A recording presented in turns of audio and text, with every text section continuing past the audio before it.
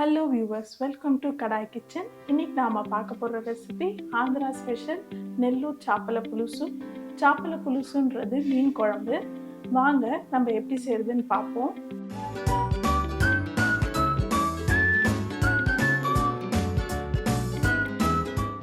மீன் குழம்பு செய்ய முதல்ல ஒரு அகலமான பாத்திரத்தில் நீங்கள் எண்ணெய் தாராளமாகவே ஊற்றிக்கோங்க.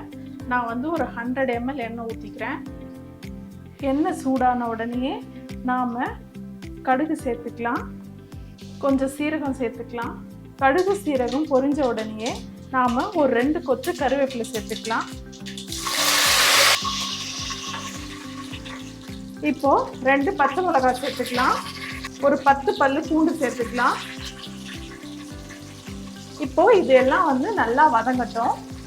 பூண்டு ஓரளவுக்கு வதங்கின உடனே நாம் ஒரு 12 சின்ன வெங்காயம் நச்சு வச்சிருக்கோம், அதையும் இதில் சேர்த்துக்கலாம்.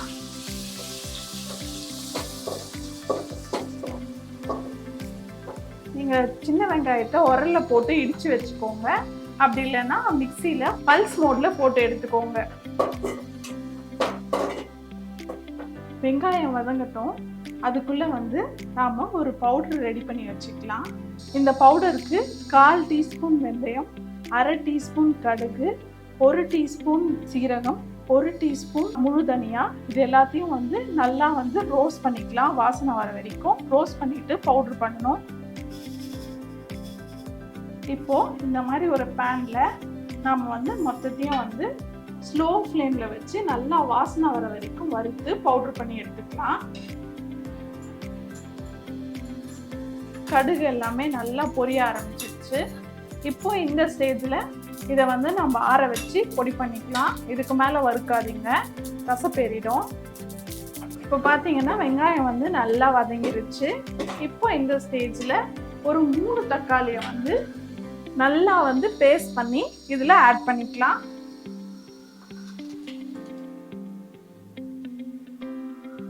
ஆட் பண்ணிவிட்டு இதையும் மிக்ஸ் பண்ணி விட்டு நல்லா கொதிக்க விடலாம். கரெக்டாக ஒரு 2 நிமிஷம் கொதிக்கட்டும், தக்காளியோட பச்சை வாசனை போகிற வரைக்கும். இப்போ பார்த்தீங்கன்னா தக்காளியில் நல்லா எண்ணெய் பிரிஞ்சு வந்திருக்கு. இப்போ நம்ம கல் உப்பு சேர்த்துக்கலாம். கல் உப்பு நான் 1 டீஸ்பூன் சேர்த்துருக்கேன். கல் உப்பு சேர்த்துட்டு புளி தண்ணி சேர்த்துக்கலாம். கொஞ்சம் பெரிய சைஸ் எலுமிச்சம்பழம் சைஸில் புளி எடுத்து அதை நல்லா சுடு தண்ணியில் ஒரு 20 மினிட்ஸ் ஊற வச்சு நல்லா கரைச்சி எடுத்திருக்கேன். இப்போ இந்த புளி தண்ணியை இதில் சேர்த்துக்கலாம். சேர்த்துட்டு இது இன்னும் நல்லா கொதி வரட்டும்.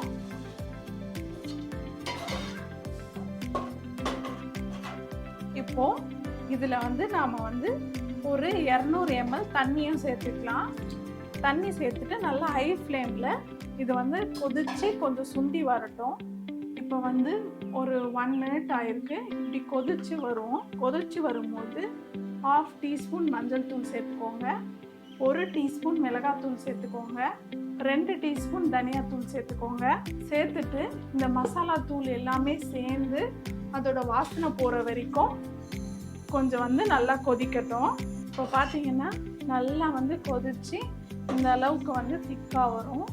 இப்போ இந்த ஸ்டேஜில் நாம் மீன் எடுத்து வச்சுருக்கோம், அதை ஆட் பண்ணிக்கலாம். நான் பாறை மீன் 1 கிலோ எடுத்திருக்கேன், அதை இதில் சேர்த்துக்கலாம். சேர்த்துட்டு ஒரு மிக்ஸ் பண்ணி விட்டுக்கலாம். மீனில் எல்லா பக்கமும் இந்த குழம்பு படுற மாதிரி. இப்போது இதை க்ளோஸ் பண்ணி சிம்மில் ஒரு 7 மினிட்ஸ் மட்டும் மீன் வேகிறதுக்கு டைம் கொடுப்போம். கரெக்டாக 5 மினிட்ஸ் ஆயிடுச்சு. மீன் பார்த்தீங்கன்னா நல்லா வெந்துட்டுருக்கோம். இப்போது இந்த ஸ்டேஜில் நாம் அந்த பவுட்ரு பண்ணோம் இல்லையா, அந்த பவுடரை இதில் ஆட் பண்ணிக்கலாம்.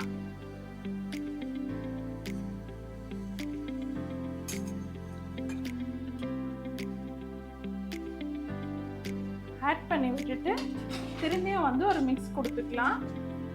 மீன் உடையாமல் பார்த்துக்கோங்க. இப்போ பார்த்தீங்கன்னா மேலே இருக்க எண்ணெய் நல்லா பிரிஞ்சு இந்த சைட்லலாம் இருக்குது.